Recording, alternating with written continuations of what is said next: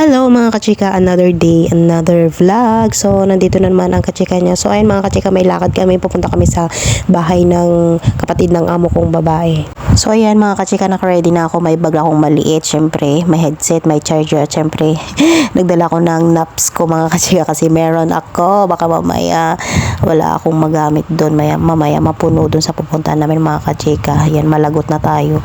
So, ayan, habang nagbibihis yung amo kong babae tsaka yung mga alaga ko, syempre, nagtimpla muna ako ng tea ko dito mga kachika, kasi nagugutom ako mga kachika, kaso walang makain, biskwit lang. So ayan, nag-tea muna ako kasi di ko alam kung anong oras pa sila matatapos doon, mga alas 7 na to mga kachika, So ayan, naglagay na ako ng mainit na tubig. Ayan mga kachika, nakapaglinis na rin ako dito sa kusina kasi alam ko mga kachika, mga 12 or 1 na naman kami makakauwi nito. So ayan, medyo matagal-tagal din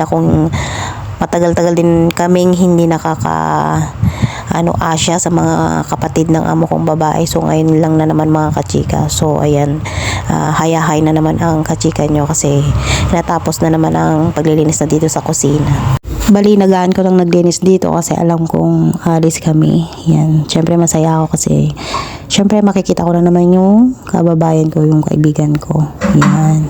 Bali, matagal din kaming hindi nagkita, mga buwan siguro, simula nung last kaming nagkita dun sa nanay ng amo naming babae. So ayan, ngayon magkikita na naman ulit kami bago uwi.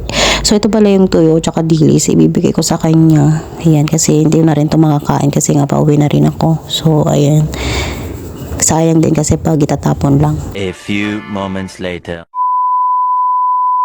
So yun ang mga kachika, nandito na kami sa bahay ng kapatid ng amo kong babae. Hindi ko pala nadatnan dito yung kasamahan ko kasi nagpa-medical daw siya mga kachika, sinamahan siya ng amo niyang lalaki. So ayan, sinabay na ako ng kapatid ng amo kong babae na maghiwa muna ng sibuyas, kamatis kasi siya yung magluluto mamaya mga kachika. So ayan, nagtupa yung ulam namin. So ayan, kasi wala silang kasamahan dito mga kachika, hindi sila kumukuha ng kasama nila. Yan, kaya pag may asya, ganun, kami yung naghihiwa, yan, naghuhugas, tsaka naglilinis na rin pagkatapos ng kainan dito mga kachika.